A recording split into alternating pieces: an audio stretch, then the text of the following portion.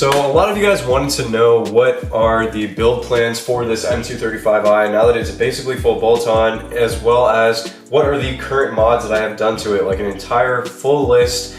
So I was thinking about it and I was like, screw it, why not make a fun video out of this? I'm gonna go ahead and give you guys a breakdown of all the mods that are on this car, as well as things that I have planned for the future of this M235i. And at the same time, I'm gonna go on a drive on one of my favorite roads that are local to me. So let's hop in the car, let's get this video started.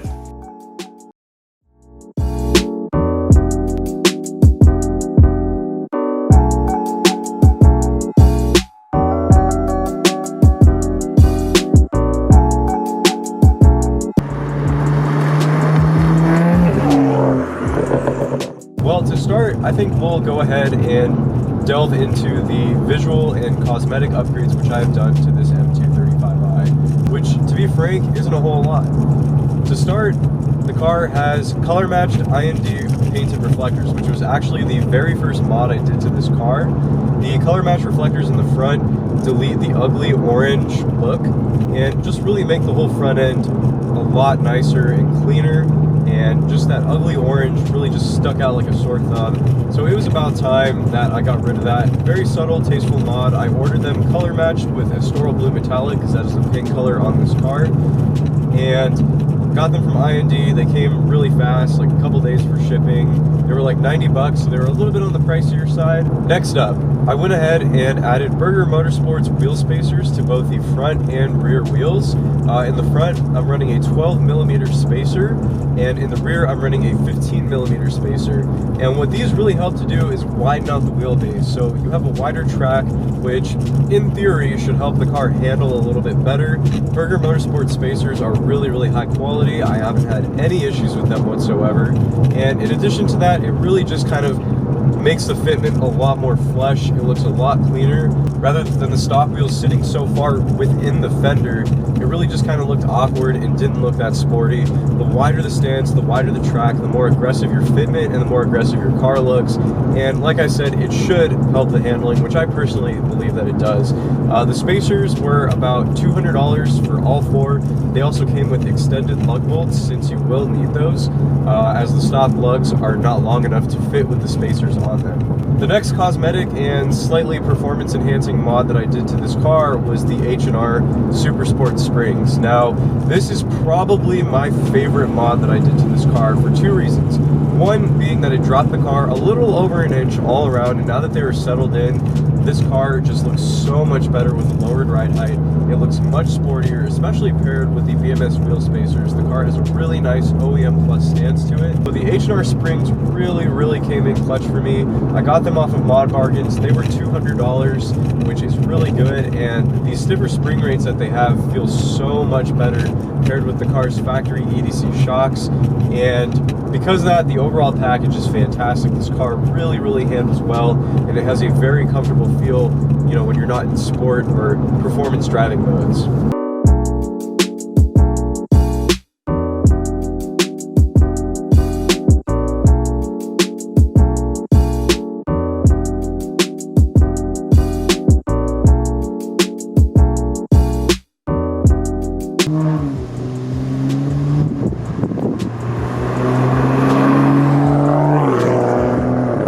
Next up on the list is going to have to be the carbon fiber mirror caps. Now, this is a mod that I actually wasn't intentionally planning on doing, but I found a pretty good deal with a company called Synth Carbon. They sent me out a pair of these beautiful carbon fiber M-style mirror caps, which have grown on me quite a bit, and I've really come to like them. I love the carbon fiber finish. It looks absolutely beautiful, especially when the car is nice and clean and when it's shining in the sunlight. And the M-style kind of wing that the mirror has looks really cool, and it kind of just makes the car look a little more aggressive. Once I get some wheels and stuff on the car, I think it'll really complement the mirrors a little bit better. But overall, I'm really happy. And now I actually sell these carbon fiber mirrors on my website. So I will have a link to my store down below, which you can order a set of these carbon fiber mirror caps for yourself. They're really awesome and really have no complaints. They fit perfectly. The fitment is really easy, 10-minute installation. And even when you fold the mirrors in, the little wings actually clear the A-pillars. So you don't ever have really any issues with these. And the final cosmetic mod which I have done to this car is the exhaust tips. So originally I had some beautiful carbon fiber M Performance exhaust tips on my car, which I also happen to sell on my store. So if you guys are interested in purchasing a set of those for your F-Series or E-Series BMW, be sure to check the link in the description down below. I had those on the car for a little bit and they looked fantastic. They were amazing.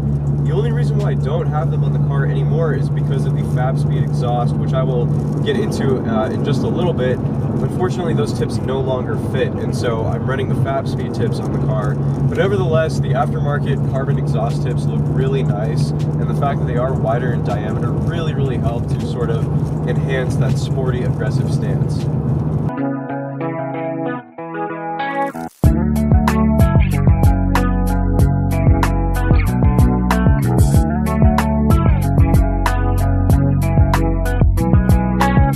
In terms of visual and cosmetic plans, I do plan on tinting my windows, of course. I do plan on getting a M Performance carbon fiber rear deck lid spoiler for the trunk. I do want to get the BMW M Performance front lip for the front bumper, as well as a carbon fiber rear diffuser for the car to kind of match the exhaust tips and just spice up the rear end a little bit. In addition to that, one of the biggest things, and I know everybody in the comments has been telling me to do this, I do want wheels. In terms of wheels, I'm going to stick with 18-inch. I want something that's good, that's going to be lightweight and good for track use, so I'm really looking into Apex wheels. I'm not specifically sure what model of Apex wheels I want, but Apex is definitely what I think I'm sold on. And in addition to that, some beefier, meaty tires, most likely some Federal 595 RSR. Let's get into the performance and driving enhancement mods that I have done to this car.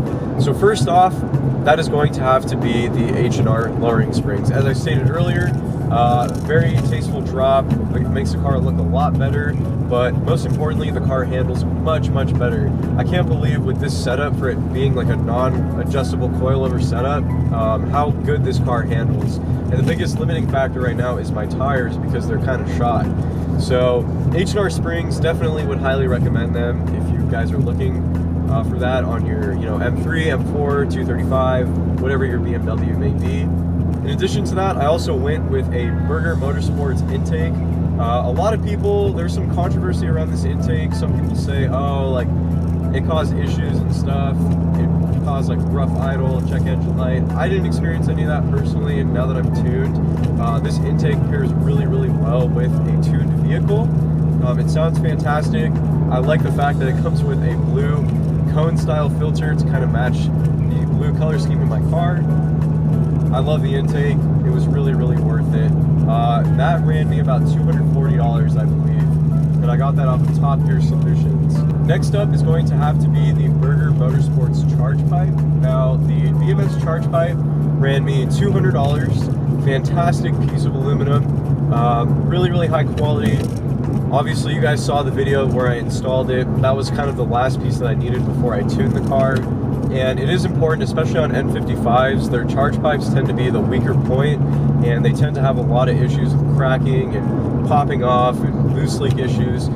So going ahead and getting that out of the way, replacing it was definitely a must-have. The Berger Motorsports charge pipe is fantastic. Came with all the hardware that you'll need for the install. Next up is going to have to be one of my favorite performance mods for this car, which has to be the FabSpeed Motorsport muffler bypass exhaust. Now, essentially, this is a muffler delete. It's a really high quality piece of stainless steel that comes with 4-inch carbon fiber shelled exhaust tips. Really high quality piece. They were able to weld my name and my YouTube channel in it as well. Absolutely love the quality, the sound. The drone was minimal when I had it with just the muffler delete. The sound was fantastic, deep, bassy, really kind of brings out that aggressive N55 engine note. And honestly, that has to be probably my favorite mod on this car. The next, actually, FabSpeed mod that I have on this car for performance as well comes in the form of the FabSpeed catless downpipe, which totally woke up the car once again in terms of sound. I didn't realize how much louder and more aggressive the exhaust note could be until I got that FabSpeed catless downpipe installed on there.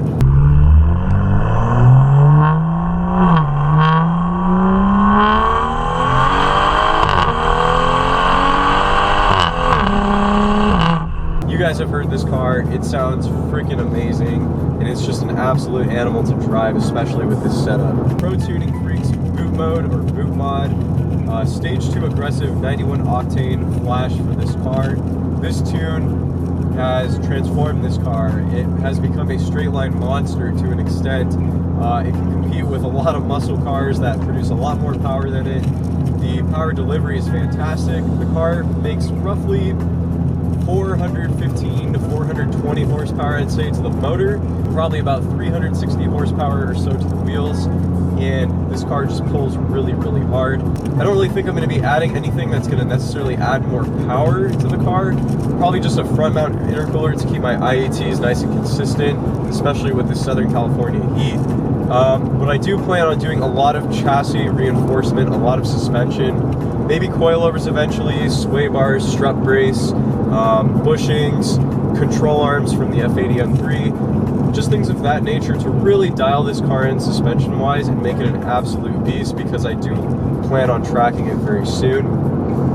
And if I decide to keep the car long term, then yeah, I'll probably throw in like a pure turbo upgrade on there and really, really bump up the power and make this an absolute race car for the streets. But with all that being said, those are kind of my plans for this car as of now. I absolutely love this thing. You guys know how much I enjoy this car. It's been fantastic to me. It's been reliable. And with all that being said, I hope you enjoyed. I will catch you all in the next one. Take it easy.